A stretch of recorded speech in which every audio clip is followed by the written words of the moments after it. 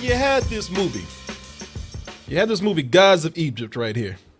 And the deal with this film is that, as I told you, a lot of people were mad about this. They saw these sands, these pyramids, and then they saw the architecture and the symbols, and they saw also nothing but white people. I mean, there was some black people, but they were in the background. And then they went on to see these silly ass special effects right here too. A lot of people said, you know what? I haven't seen it, but I can tell. There's going to be some bullshit. Really? Oh, no, I didn't think that when I saw it. I was like, oh, man, this is going to be amazing. You goddamn lie, too. You made one with me. Yeah, that's true. And a lot of people came out, both black and white, like, man, why are black people always complaining? Black people always complain, oh, you know what? So what? You ain't got no black people in Egypt. Big deal. You know, I thought this was a multicultural world right now. Yes. Well, you're keeping white people out of Egypt. Why you doing that? You're the one that's racist.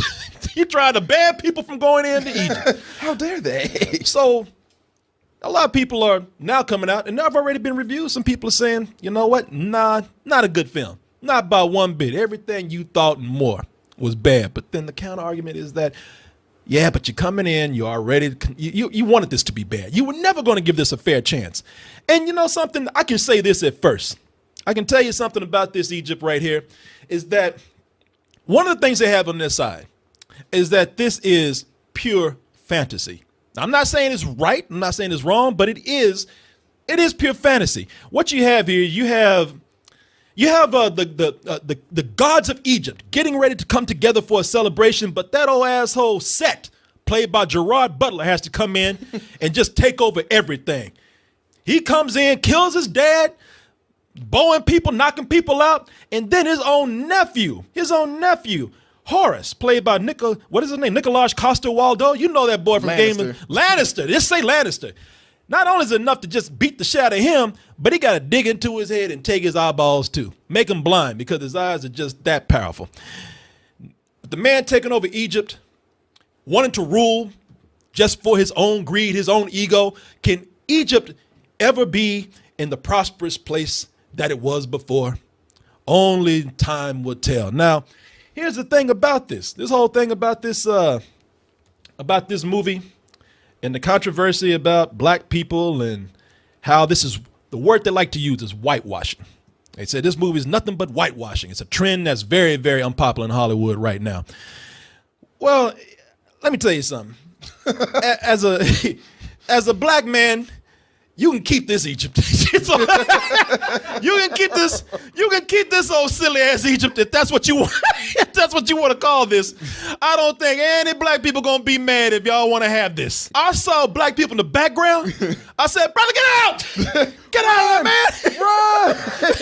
Run! Why nobody see you, man? Keep on out, man. You know you need to be here. This shit. When I say fantasy, this is straight up fucking fantasy. If you want to call this Egypt, this is Egypt on fucking acid, man. You know, if everybody was high on Molly and walked around Egypt, this is what you would have here. This is straight up fucking fantasy. People, when I tell you something, when I say they took liberties, they took fucking liberties. Thor 2 is more historically accurate than this fucking movie is. Yeah, that's sad too. Thor is a bigger historical and more truthful historical figure than anything they do in this fucking version of Egypt right here. This is a case more than race, more than history. This is a case where this movie has fallen into a line of films where it's directors put into a CG candy shop and they've lost their fucking minds. And not in a good way like 300. And not in a good way. 300? You could go and say, well, Zack Snyder knew what he was doing, but of course Zack Snyder gave us this bullshit sucker punch. And after that, I mean, really, people, I'm going to tell you, what all these movies have in common? You got Sucker Punch, you have Jupiter Ascending, ooh, and then you have one of them, well, I would say favorites, but say what you will about these movies, I hate them. No matter what argument you make. No, not even Sin City, the prequels. And the reason why is because all these films are where directors have gone in and did nothing but they emphasize the CG, and usually the CG was shitty not because the technology's not there, but because it just set up against when you set up a green screen and everything looks fake except for that one fucking human being in the middle with that halo over his ass. You know? Like Jesus. Yeah, you know, you got you can see him glowing the green scenes on him and shit. This is what you have here. This is another case of a director where they're not recognized by their style because they're directing a studio film where they have just lost their fucking shit. In fact, this movie is almost like if you let George Lucas take LSD and then let him direct the prequels. Then you got to set it in historical times. Yeah, here it is right here. Yeah. Ew. It shit is fucking crazy. And the reason why it's so annoying with these kind of movies is because these are the kind of films that they emphasize the CG and shitty CG over any kind of story. You pull back the CG in this, and you have absolutely no development story-wise or character-wise. I can even tell you right now, like the way they set this up, there's no sense of urgency for good or evil. Yeah, it just felt like you're just waiting on a bus to come this whole movie. Yeah, it really was, man, because you're like, all right, this is going to get really good. It's picking up, and then just halt, and then we're just going to sit here for another 40 minutes. And I don't know what this person's motivation is. They seem to not know what their motivation is. They don't know. Now, I'm going to tell you something. This is called Gods of Egypt. And I'm going to let you know right now, these guys ain't shit in this movie. Worst fucking gods ever. You a god. It's not just a god. Y'all are a gang of gods. Y'all are hanging out in one spot, the biggest god day that y'all can have, and all of a sudden, one dude who was banished, Gerard Butler, as Set, who was banished to Scotland, obviously, because he's the only dude. I'm so glad you noticed that, because there was so many parts in this movie where he tries to put on like an English accent, which I still don't know why they do that. Like it's an old movie, so English accents are the best. But Gerard Butler's like, yes, and you don't know what I'm going to do. I was like, Set's drunk. He's like, out of Egypt. I was like, you the only Scottish dude walking around Egypt, man. Look at him. He's like, what the fuck am I talking about? What kind of accent am I doing? This dude shows up. This dude shows up on God Day with nothing but, he's been banned. He shows up with his boys dressed up like Iron Man. And when they get there, he stabs his dad, beats his nephew down, and then tells everybody, get your ass down. And all the guys, do they fight? Do they try to get somebody's back? No, they get down on their knees like, okay. Like, man, it's like 48 of y'all against this one dude and his mortal crew. Like, y'all can get them. It's not a problem. No, we need to be bitches. Oh, no, no, be cool, man. Be cool. You know, it's like, it's one fucking dude. And, you know, when you look at this, you're thinking, okay, man, that's shorthand because all they need to do is like, we want to help him get to the special effects. Let's let this dude come in, take over, and then we can move on with him being evil. If they were hanging their hat on their special effects. Let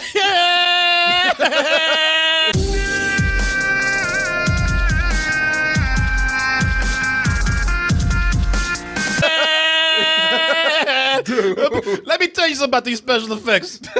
Let me show you a clip that illustrates everything that I was just saying. The bad accents, the bad character. And the only person, and what baffles me is some of the actors they get in here. Who is it that plays Ra? Jeffrey Rushmore. Yes, thank you. And the only person that can stop Gerard Butler is the almighty Ra, who was the father of Set, played by Gerard Butler. And oh boy, have we got some great special effects for you in this clip right here. What do you want? Immortality. Immortality awaits us all in the afterlife. I don't want to die. I want to live forever. You. Tonight, we died in Memphis. Like, all right. For Egypt! Like, what's the fuck kind of accent is that, man? But it won't be sitting on some damn boat.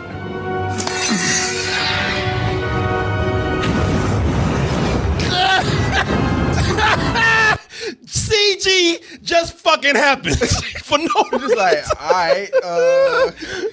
I thought somebody slipped me something during this movie. Jeffrey Rush, does he set himself on fire because he's that powerful? No, just because he can. You know, I've seen episodes of He-Man that are more realistic than this shit right now. It feel like he was like, "Yo, check this shit out." I know. Like, really, dude? Like, that's all you had to do. They are so proud of these special effects. He didn't have to do it. They just say, "Hey, we got money for particle effects." Yeah, so, I don't know why he got bigger. you know, It didn't make him stronger. He just got bigger for no reason. For no fucking reason. While your man over here is turning into fucking Johnny Storm, they're ignoring any kind of development or anything. You know what? When you look at this, that is just one scene that you're watching right there. Special effects just coming out of nowhere. The movie does that continuously. Special effects for no reason other than we have the budget. We need the spectacle. It's like somebody with a paintball shotgun just blasting your ass to the fucking head over and over and over again. It's, this is, and I'm going to be fair here. I've seen some people make really bad comparisons, unfair comparisons about the CG. Now, a lot of your CG in here, is it bad? Yeah, it's no denying that. Most of your CG in here where, they have to do, where you have shiny things. Like you see some of these characters that turn these Mortal Kombat characters right here and whatnot. Don't even besmirch the name of Mortal Kombat with this. You're right. This is some like low-level offbeat Power Rangers. Really? This shit is bad, Man, I cannot believe this movie's got a $140 million budget, and this shit looks like Terminator 2 right here. Somebody, I don't know how y'all fucked up this bad. I mean, some of y'all got $140 million, and that's the shit you doing with this? Yeah. You know what happened? Mm-hmm. There was a dude who said, I can do special effects. Yeah, I come from Industrial Light Magic, all that shit. Y'all hired him. He ran off with y'all's money. Exactly. And y'all didn't find that motherfucker. And then y'all got the janitor to do this shit. Some Ponzi scheme. Yeah. Like this part, so I was like, man, I know. There was one part where they were standing near a bubbling brook, and it looked like one of the, when you go to like Universal or Disney World, and when you go through the rides, it looked like they just filmed it like it's a small world. Put some CGI on the background. People, the problem is that you have all you're writing on is CG effects, which nobody is wowed by anymore. Right. Nobody gives a fuck anymore. I've seen crazier shit than this giant fire-breathing snake. Impressed me with something else. It works if that fire-breathing snake or any other creature or spectacle they had in here fit with something that was even a small resemblance of a story. Mm-hmm. But it's not. That creature has no effect but to be there. If this was when Jurassic Park came out and this movie came out a week later, I'd be like, oh, fuck, man. Yeah, let a dinosaur do that shit. But fuck this. It's like, whatever. Seen it. Done it. Who cares? Moved on. Oh, and by the way, that scene illustrates something else right there while I'm thinking about it. It's your girl Elektra right here. Yes, I was about to say, isn't that the chick from Daredevil? Elodie Young. Mm-hmm. Which I hope Daredevil is a fucking hit because this shit ain't doing her no favors right now. Man, you see her use her powers right there to basically make something happen to this snake where it's not, a problem anymore. Why couldn't you have done that when your boyfriend was getting his ass kicked at the beginning of this movie? Yeah, exactly. Again, nobody's thinking about this shit. We just need action. We just need to move on to the next big thing. But we talk about racist. More than racist, this movie, I feel, is sexist.